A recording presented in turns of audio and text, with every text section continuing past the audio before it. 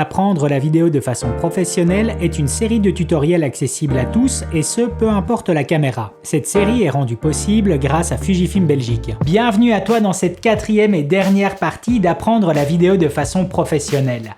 Et le sujet d'aujourd'hui fait aussi partie d'un élément clé à la réalisation de cette série de tutoriels. La mise au point automatique. Pour 80% des plans que tu auras vus dans ces 4 tutoriels, j'ai utilisé la mise au point automatique. La raison est très simple, je suis tout seul derrière et devant la caméra. J'ai donc besoin d'un assistant intelligent qui sait faire la mise au point et dans lequel je peux avoir confiance. Par contre, tel un assistant, je ne peux pas le laisser décider à ma place et je dois lui fixer certaines limites. Et c'est exactement ce que je fais avec ma mise au point automatique. Je vais te montrer quels réglages j'utilise et comment je paramètre ceux-ci. Avec le temps, les systèmes de mise au point automatique deviennent de plus en plus intelligents et tu vas pouvoir, toi aussi, te mettre face caméra pour partager ta passion ou filmer une personne en toute confiance. Tu dois savoir que 2 types de mise au point automatique existent, avec la simple mise au point automatique et la mise au point automatique en continu.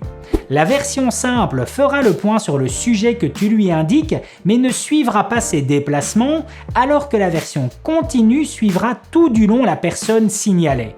Cette vidéo sera sur la version en continu à partir du moment où c'est celle-ci qui comportera le plus d'options. Peu importe la situation dans laquelle tu vas filmer, que ce soit sur trépied, avec un stabilisateur électronique ou à main levée, ces différents outils te permettront de garder ton sujet entièrement net. Le premier réglage à activer sera celui de la détection des yeux et du visage. Tu verras que pas mal de combinaisons sont possibles. Tu peux très bien te limiter au visage, comme définir une priorité sur l'œil droit ou l'œil gauche par exemple. Personnellement, j'active toujours le mode détection des yeux, mais sans donner de priorité à un œil en particulier. Tu verras qu'il s'agit d'un outil magique car ton boîtier va directement reconnaître la présence d'une personne à l'écran en marquant un carré moyen autour de son visage ainsi qu'un plus petit au niveau de son œil. Par contre, la personne ne va pas forcément se limiter à du texte et pourrait très bien vouloir te montrer quelque chose à l'écran. Toujours dans l'idée d'un assistant, je vais aider mon boîtier à réagir plus vite en lui disant quelle partie du cadre à analyser pour faire la mise au point automatique. C'est-à-dire que je vais utiliser l'outil me permettant de déterminer la zone dans laquelle faire travailler cette mise au point automatique. Je vais pouvoir lui dire de travailler sur une petite ou moyenne zone, voire même sur l'entièreté du cadre. Suivant tes besoins, tu utiliseras ce qui te convient le mieux. Je peux par contre te donner ma logique.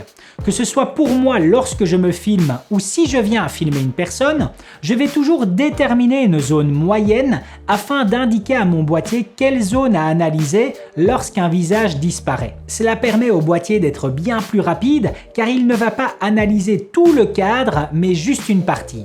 Tu auras donc un changement de mise au point ultra rapide, même si je vais revenir sur la rapidité un peu plus loin.